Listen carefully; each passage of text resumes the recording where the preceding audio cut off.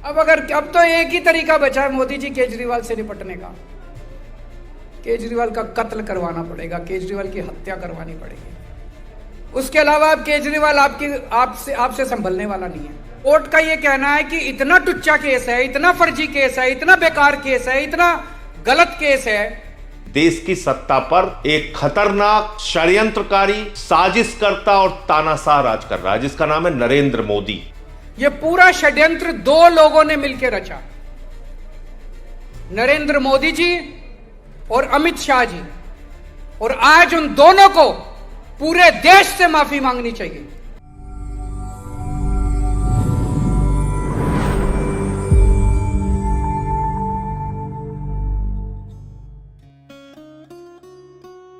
दोस्तों नमस्कार, मैं जगन्नाथ गौतम सियासत हिंदुस्तान यूट्यूब मंच पर आपका स्वागत है।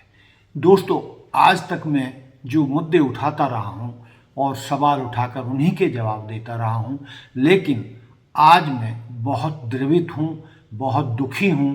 बल्कि आज मेरे पास खुद के लिए सवाल नहीं, बल्कि मैं देश की जनता के सामने ये सवाल रखना चाहता हूं और देश की जनता से ही उन सवालों के जवाब चाहता हूं। दोस्तों, जैसा कि आप जानते हैं, अदालत में दिल्ली के पूर्व सीएम अरविंद केजरीवाल और शिक्षा मंत्री मनीष सिसोदिया और उनके 23 अन्य साथियों को शराब घोटाले में बाइज्जत बरी कर दिया। दोस्तों, आप जानते हैं कि मनीष सिसोदिया कितने महीनों तक जेल में सड़ते रहे, उनकी बीवी बीमार थी। फिर जो है अरविंद केजरीवाल जो शुगर आदि की खतरनाक बीमारी से पीड़ित हैं, उनको जेल में ठूंस दिया गया। उनको सही उपचार भी नहीं मिला, सही दवाई भी नहीं मिली और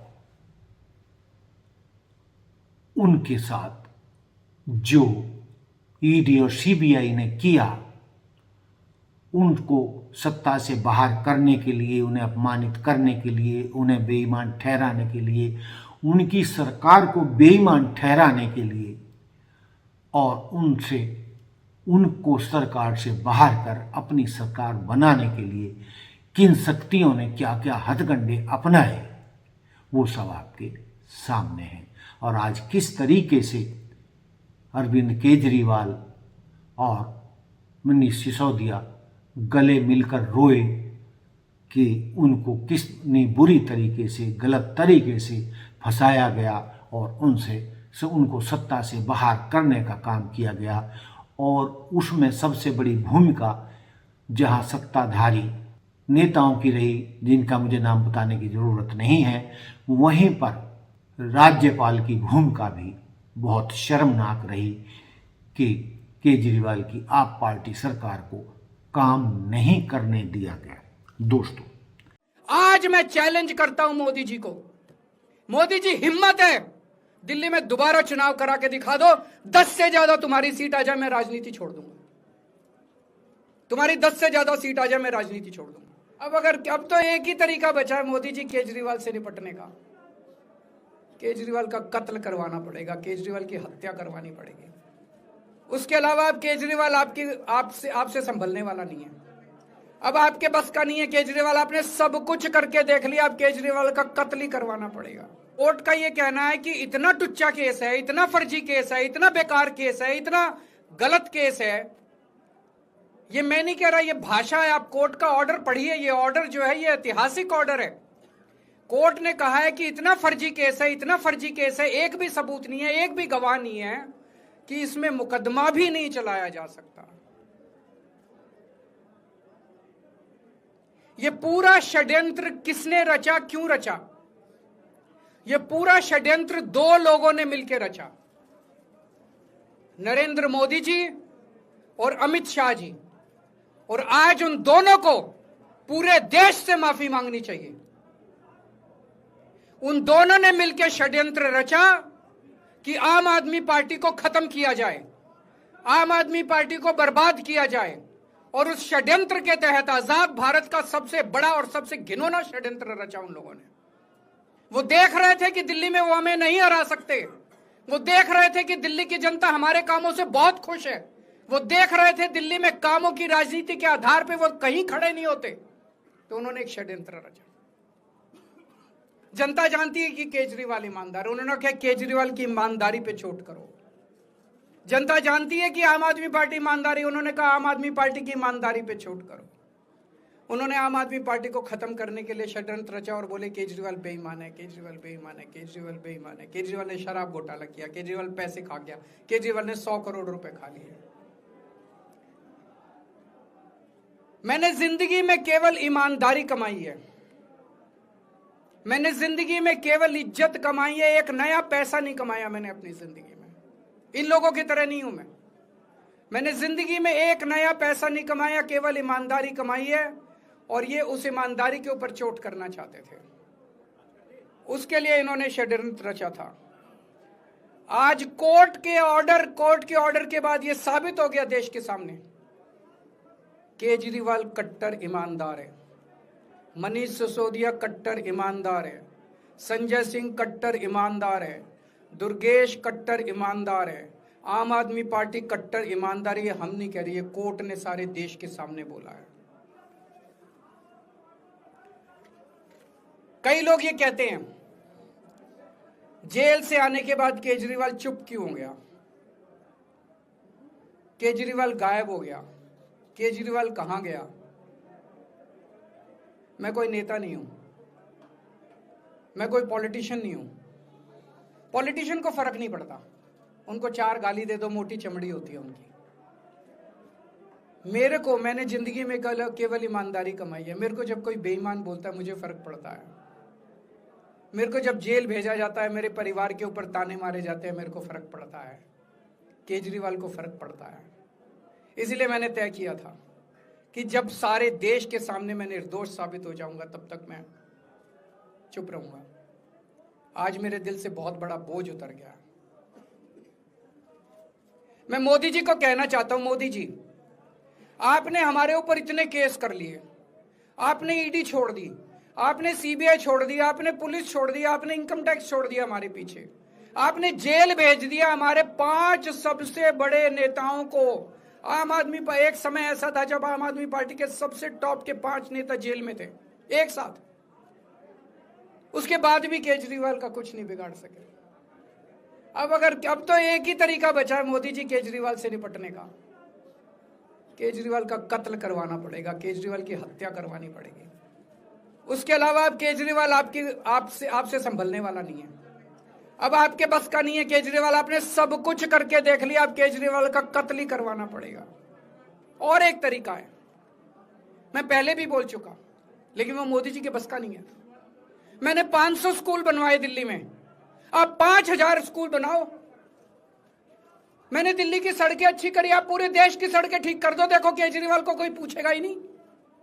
केजरीवाल ने 200 मोहल्ला क्लिनिक बनाया, 20,000 मोहल्ला क्लिनिक बनाओ। आप तो देश के प्रधानमंत्री हो, अरे अच्छे काम करो ना। वो नहीं होता मोदी जी से। न्याय तो हुआ पर देर से, अब हिसाब कौन देगा? निर्दोष के बर्बाद सालों का जवाब कौन देगा? कानून जब हथियार बने, लोकतंत्र तब रोता है, बेगुनाह जब जेल जाए, सच का कत्ल होता है। अदालत ने तो छोड़ दिया, पर दाग क्या जो छीन ली आज़ादी, उस पाप का क्या? दोस्तों, अधिकारियों की जवाबदेही पर, अफसर हो या नेता, जवाबदेही सबकी हो। झूठे केस बनाने वालों को अब सजा भी कड़ी हो। एजेंसियों का डर नहीं, निष्पक्षता की शान चाहिए। वर्दी खाकी में छिपे राजनीतिकों की अब पहचान होनी चाहिए। झूठे साक्ष्य, फर्जी गवाह तब कब तक चलेंगे? जनता जाग चुकी है, अब सच के सूरज निकलने चाहिए। दोस्तों, सत्ता का नशा और कुर्सी का अहंकार, मैं रिपीट कर रहा हूं दोस्तों, सत्ता का नशा और कुर्सी का अहंकार लोकतंत्र की हत्या है, और ये बार बार लोकतंत्र पर प्रहार है, न्याय पर प्रहार है। विपक्ष को दबाना न्याय नहीं, ये कायरता की निशानी है, हत्या है। वे बार बार प्रहार जो विपक्षी नेताओं को झूठे केसों में फंसाकर ईडी और सीबीआई के द्वारा झूठे केस बनाकर उनकी आज़ादी छीनी जाती है, उनको जेलों में डाला जाता है और उनसे सत्ता छीनी जाती है। दोस्तों, विपक्ष को दबाना न्याय नहीं है, ये कायरता की निशानी है। बेगुनाहों को जेल भेजना तानाशाही की कहानी है। संविधान की रक्षा हो, कानून का सम्मान हो, बदला लेने वाली राजनीति का अब अंत और समाधान हो। दोस्तों,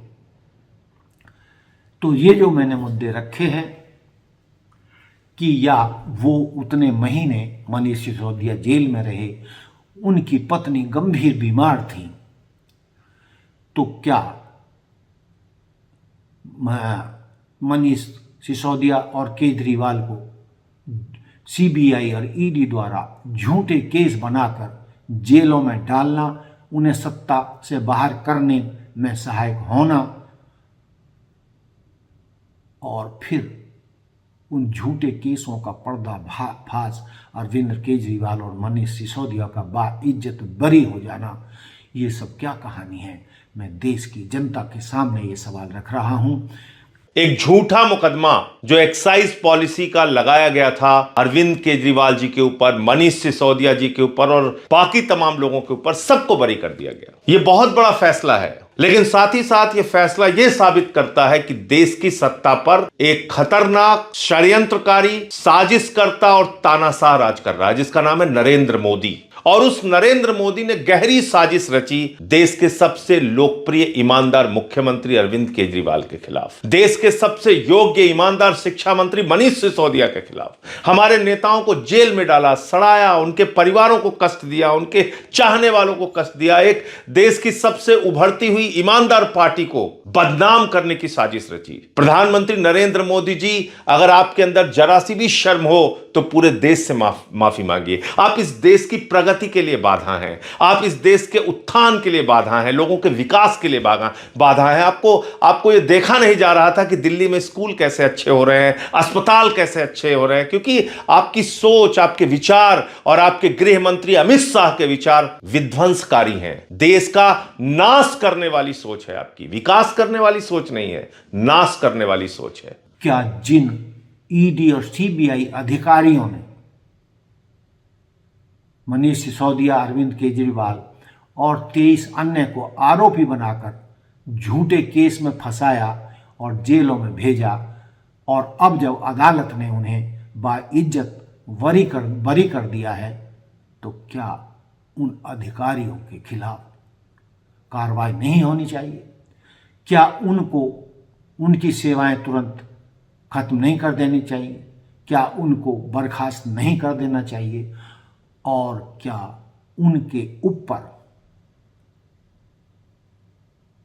झूठे केस बनाने के लिए उन्हीं अधिकारियों पर या जो भी उनके पीछे शक्तियां रही हैं, उनके खिलाफ केस बनाकर क्या कार्रवाई नहीं होनी चाहिए? ये इस तरीके से ही चलता रहा और सत्ता के नशे में कुछ नेता और अधिकारी, विभिन्न सरकारी एजेंसियों के अधिकारी इसी तरीके से विपक्षी नेताओं को जेल भेजते रहे, डरा धमकाकर उन्हें अपनी सत्ता को बनाए रखने या अपनी कुर्सी बचाए रखने के लिए उनका इस्तेमाल किया जाता रहा। तो लोकतंत्र का तो गला घुट जाएगा और घुट रहा है। दोस्तों, आपने देखा है कि कितने विपक्षी दलों के नेताओं को झूठे केसों में फंसाकर उन्हें जेल भेजा गया, जिनमें सीएम तक शामिल है। तो दोस्तों, ये कब तक चलेगा? मैं एक चीज का और उल्लेख करना चाहता हूं देश की जनता के सामने, और जनता उसको देखे कि किस तरीके से देश के प्रधानमंत्री ने अजित पवार पर, अब तो स्वर्गीय हैं, अजित पवार पर भ्रष्टाचार के घोटाले का आरोप लगाया था। ध्यान है ना आपको? देश की जनता को याद है ना?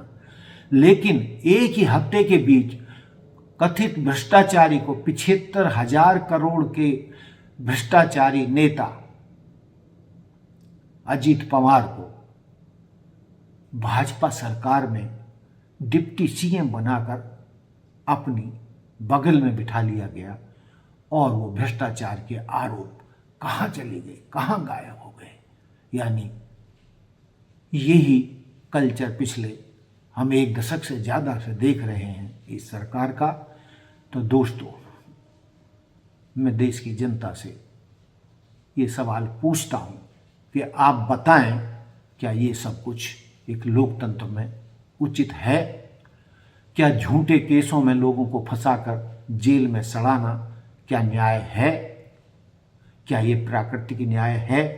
हम मानते हैं कि अदालत ने इन लोगों को बाइज्जत बरी कर दिया, लेकिन कई बार हालात पैदा होते हैं कि उनको महीनों सालों तक जमानत तक नहीं मिल पाती।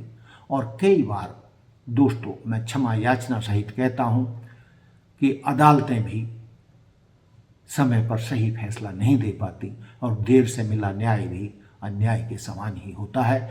तो ये जो मैंने सारे मुद्दे उठाए हैं देश की जनता के सामने, अपने दर्शकों के सामने, मैं इन पर आपकी राय चाहता हूं, आपके कमेंट्स चाहता हूं कि क्या ये रास्ता सही है? क्या झूठे केस बनाने वाले ईडी और सीबीआई अधिकारियों पर केस चलाकर उनको तुरंत उनके पदों से बर्खास्त नहीं करना चाहिए? क्या उन पर केस चलाकर, झूठे केस बनाकर लोगों को जेल में भेजने पर, क्या उन पर केस चलाकर क्या उनको भी जेल नहीं भेजना चाहिए? किसी को झूठे केसों में फंसाकर जेल भेज देना, उनको महीना या सालों जेल में रखना, ये अन्याय है। और जो लोग इसके दोषी हैं, यदि उनको भी सजा नहीं मिलेगी अदालत से बरी होने के बाद, तो ये सिलसिला लगातार निरंतर चलता रहेगा। और दोस्तों, जैसा कि मैंने पहले भी कहा है कि ये सिलसिला अब बंद होना चाहिए और सबके साथ प्राकृतिक न्याय होना चाहिए। और जो पर्दे के पीछे ऐसे झूठे केस बनवाते हैं, उनको, अदालतों को और देश की जनता को, उन्हें भी सजा देना चाहिए। लेकिन दोस्तों, यहाँ पर जो एक बात बड़ी फंसती है वो ये है कि जो जजेज हैं वो भी इंसान होते हैं, उन पर भी सरकारें कई तरीके से दबाव बनाती है, उनको भी फंसाने की धमकी देती है। तो कई बार हमारे जज साहिबान भी आरोपियों के साथ उचित न्याय नहीं कर पाते हैं या सही फैसला नहीं दे पाते हैं या देर से देते हैं। जब यदि अदालतों पर ही दबाव हो जाएगा और जजेस भी दबाव में आ जाएंगे, तो फिर ये देश कैसे चलेगा? लोकतंत्र कैसे बचेगा? विपक्षी दलों के नेताओं पर जेल में जाने की तलवार जो हमेशा लटकी रहती है, उससे वो कैसे बचेंगे? तो दोस्तों, ये देश के सामने एक बड़ा सवाल है और जिसका जवाब मैं देश की जनता से चाहता हूँ और उनके मैं कमेंट्स भी चाहता हूँ। यदि हमें बेहतरीन कमेंट्स मिले तो मैं इस मुद्दे पर उन अपने दर्शकों के कमेंट्स को, जो बेहतरीन कमेंट्स होंगे, उनको लेकर भी मैं अगला वीडियो बनाऊंगा। इसी के साथ दोस्तों, मैं अपनी बात समाप्त करता हूं। जय हिंद, जय भारत, जय संविधान, नमस्कार। और दोस्तों, अंत में ये कहते हुए कि आप हमारे चैनल को लाइक, सब्सक्राइब और शेयर करें और हमें मजबूती प्रदान करें।